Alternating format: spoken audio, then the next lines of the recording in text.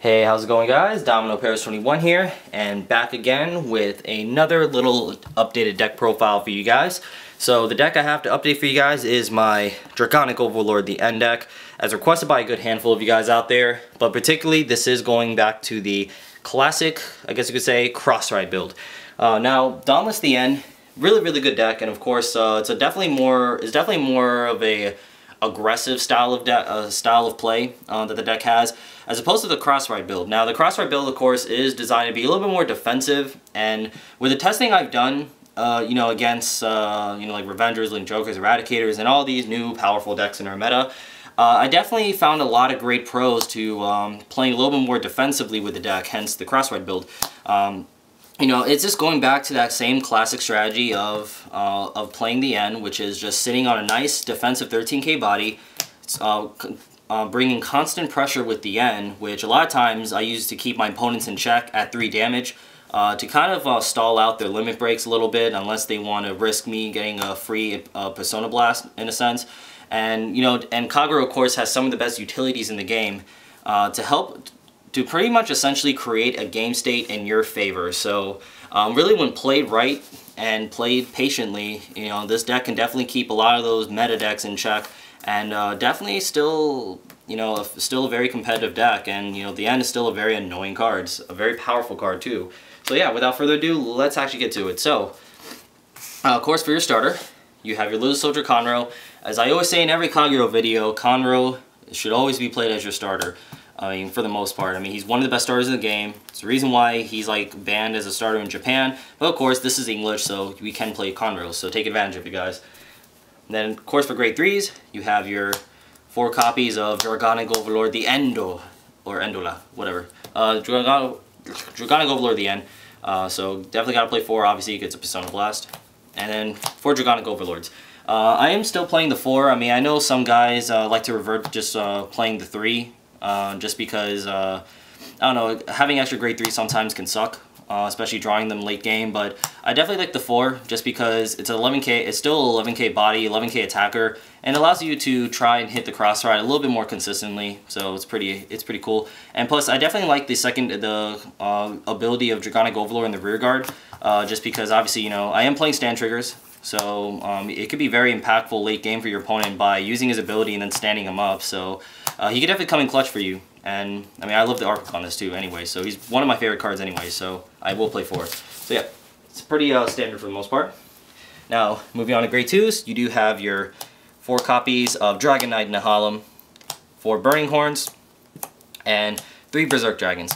Now, as you see here, I am not playing Seal Dragon Corduroy, and I'm kind of like I pretty much moved away from the Seal Dragon engine for the utilities of the deck. I found with Seal Dragon Corduroy, a lot of time he was dead for me, just because since the fact is that it is a special counterblast for Seal Dragons, and this deck is not really, and this deck doesn't really have that many Seal Dragons in it.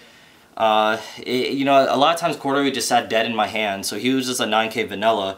Not even that, a lot of times with Corduroy, he does help your opponents because, if I'm playing against Eradicators, a lot of times my opponents end up hitting a Choho. Revengers, they end up just getting their Blaster Dark Revenger, and they actually put it in front of the Dorothea. So a lot of times I was end up helping my opponents out anyway. So I decided just to go back to more of the classic lineup. So since I don't have playing Corduroys, I decided to actually play Nehalem because, I mean, hey, this artwork is amazing, and he's like an amazing card. Because, I don't know, he's a knight sitting on a dragon. It's awesome. But yeah, Burning Horn, yeah, so moving on from that, you have Burning Horn Dragons, just 12k attacker, pretty standard. And then the Berserk Dragons, although, obviously, of course, Dragonic Overlord at the end does use Counterblast 2, Berserk Dragon is still good because, I mean, with the end, the whole idea with the end is you're not necessarily, honestly, I don't expect to necessarily get the Persona Blast, but just to apply as much pressure as I can with it. Usually on average, maybe I'll get his Persona Blast maybe 1 time per game and such, but for the most part, I am using my Counter Blast for the Berserk Dragon. So maybe late game, when your opponent's, when you wear your opponent down, pressuring with the end, you get to start maybe making a push by dropping Berserk Dragon, take out interceptors and such, or you could just use Berserk Dragon to get a guaranteed +1 kill on a booster, especially boosters that can try and potentially make 18k columns to take on your cross ride. So Berserk Dragon, just a really good card to draw early. Definitely very impactful in the early game, which this deck really does shine on, and just a really good clutch card overall. So as you see here, just a nice good classic lineup for Kagero. And then for grade 1s, I am running 3 Bahrs. I had to take out a 4th one to make some room for some other grade 1s that I felt provided better options compared to an 8K booster. I mean, the 8K booster is still good. I mean, cross rides are still somewhat relevant, but not as much right now, although they are slowly making a comeback now. You know, the fact is you have Conroe. Where is he? The fact is you have Conroe. He does allow you to search it if I need to. So that's what really makes Conroe so good. So the 3 Bahrs are perfectly fine. Then you have the 4 Bahries. Like I said, there's no need to play Steel Dragon Rhino Cross. So since I'm not running Steel Dragons, so just want to revert back to more of a classic Kagero cards. 2 Heatnail Salamanders. See, Heatnail Salamander, just really loving this card.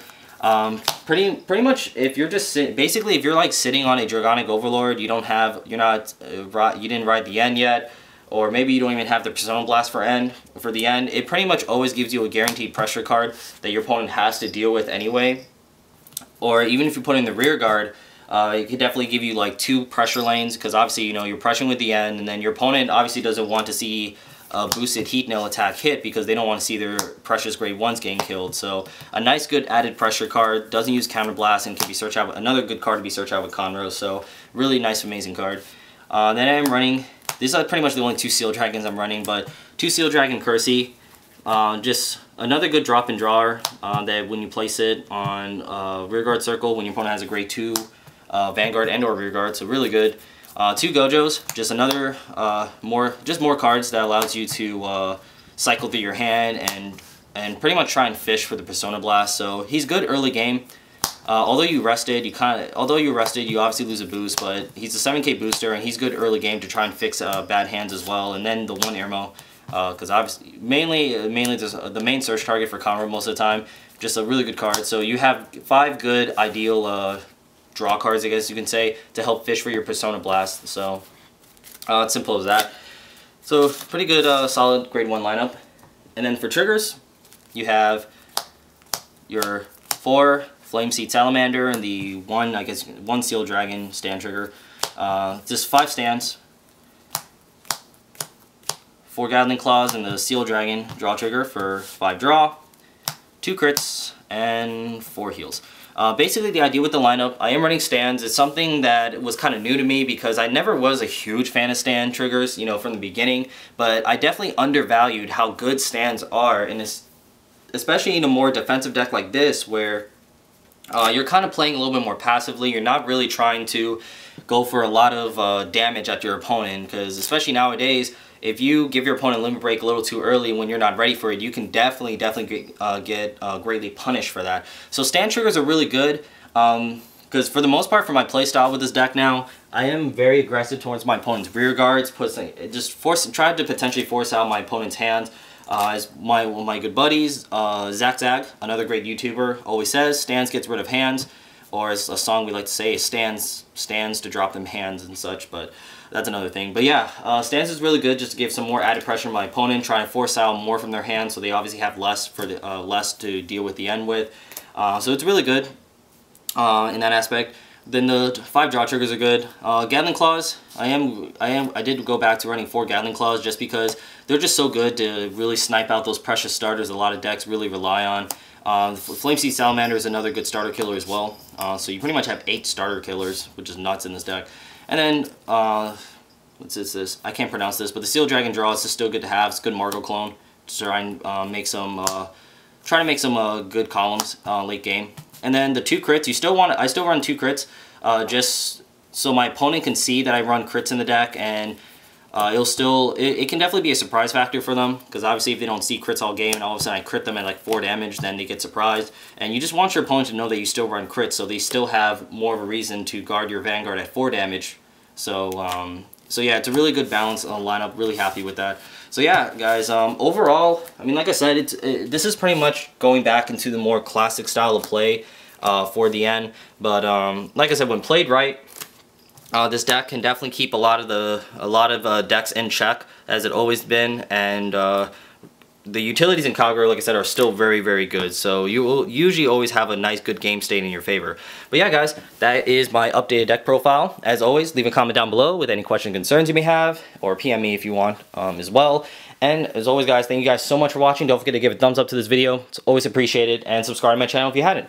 Alright, and once again, thank you guys for watching. I say that so many times. And I'll see you guys next time. Later.